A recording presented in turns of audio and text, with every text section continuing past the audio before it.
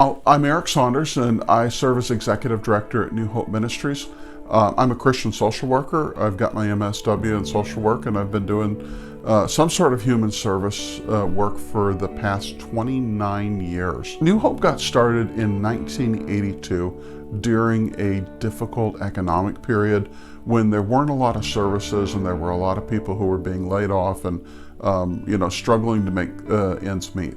And what happened was a couple of churches in the Dillsburg community came together and said, what could we do working together to help our neighbors? And so what resulted is that in January of 1983, they opened the doors of a casework office with a food pantry, and they helped people with some budget counseling and paying bills and offering some encouragement. And it was a really solid model that quickly caught attention from nearby communities. I remember hearing about the pandemic probably as early as November of last year, and I had heard about SARS and several earlier potential pandemics, and so assumed that there would probably be some alarm, but not really any direct impact on the United States or on our community.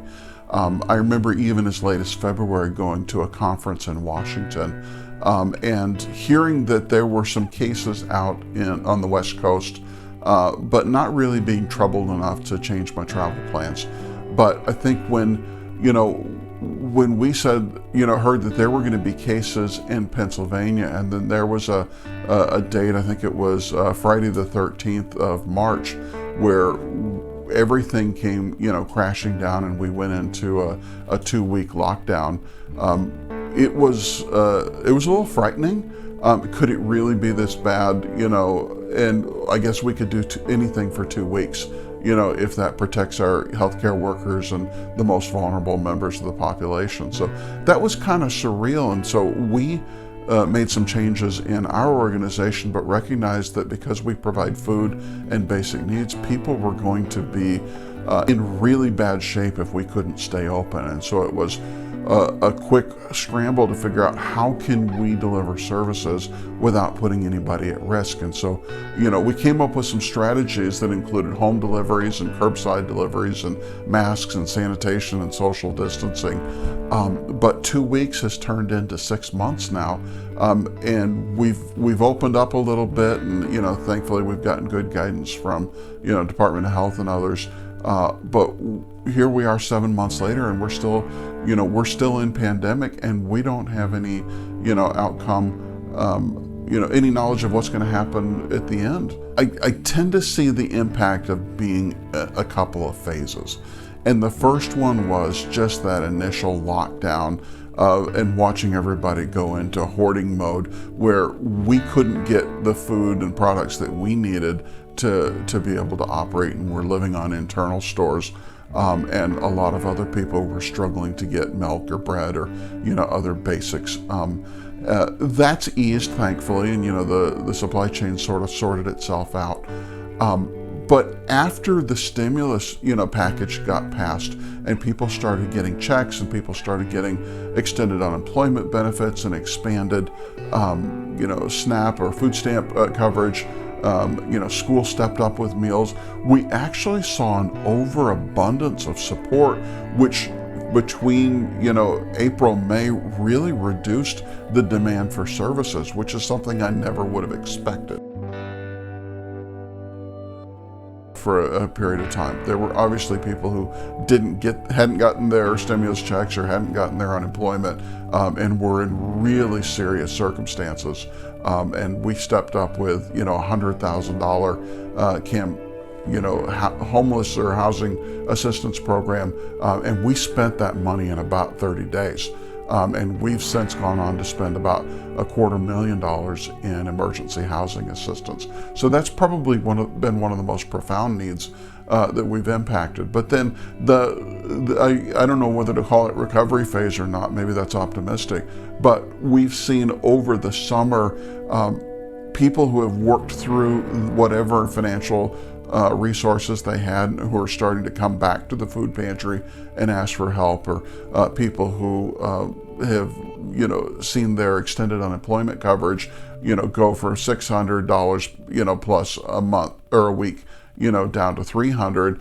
Now they're starting to come back in and ask for help with utilities. And then, as I talk with employers, the healthcare industry and manufacturing and shipping and transportation and warehousing, there are a tremendous amount of jobs, and there's still a lot of reluctance for people to go back to work. And so we see people falling further and further behind on rent. We hear landlords and employers becoming more anxious. Are they going to be able to meet their expenses? We're seeing jobs that have been eliminated temporarily starting to become permanent. And now I'm looking forward to the future and wondering, and I think we all are, well, how long does this recovery take? What is this, even if we could go back to normal, how much economic impact have we experienced? And how long are we going to feel the effects of this?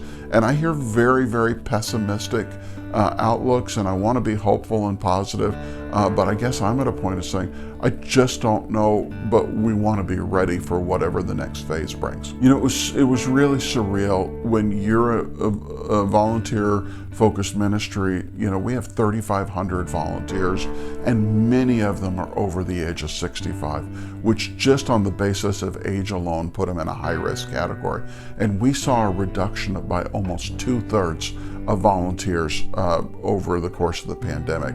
I was walking through the pantry just the other afternoon, and saying, staff member who would normally have a half dozen volunteers, are you working by yourself?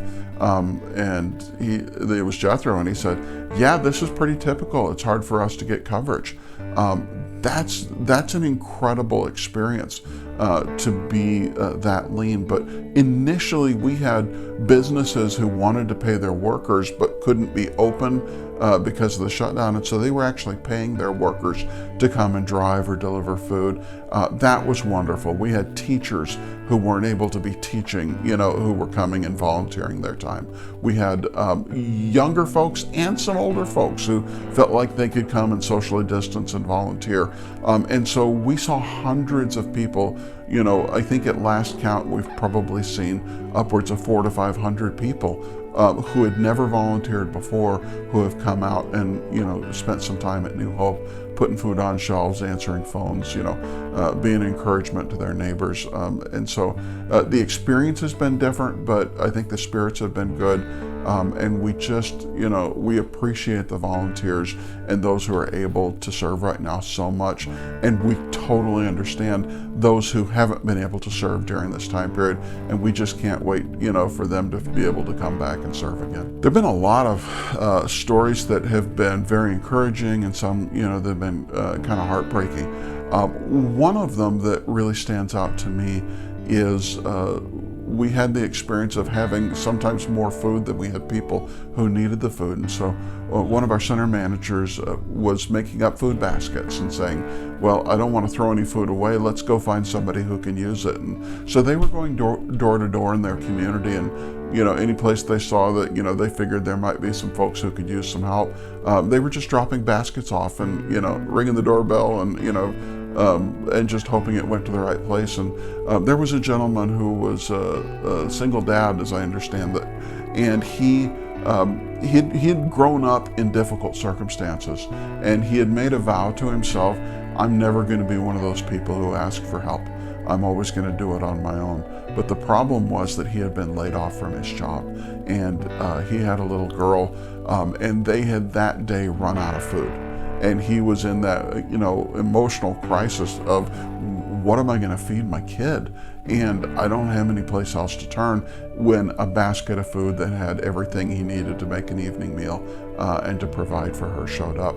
And I think he gained a new understanding of what public services and a safety net means, because the next day he was in our office and just sharing his needs and all the fear he had and all the challenges. And what we were able to do is provide not only more food to help support that family, but we were able to provide help with housing so that they wouldn't lose the home that they had.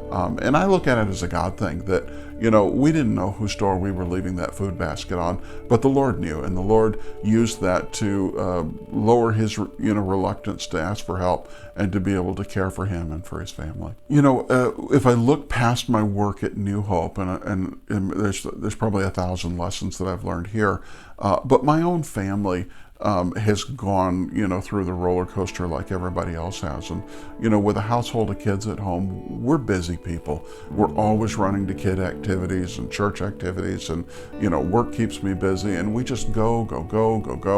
And, you know, throughout the pandemic, now we're getting back to school and there's a little bit of busy back.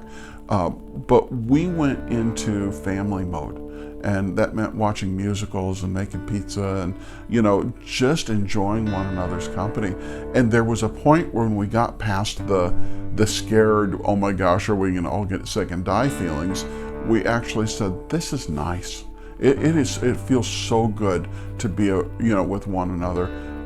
And the busy life that we led before may not be the life that we aspire to return to once the pandemic ends. And so I don't know, you know, I think there's going to be probably more positive feelings, you know, and feelings of togetherness that come out of this for the kids than scared, you know, and inconvenient feelings. So that may be the lesson right now, is the importance of family and, you know, holding close those that you love.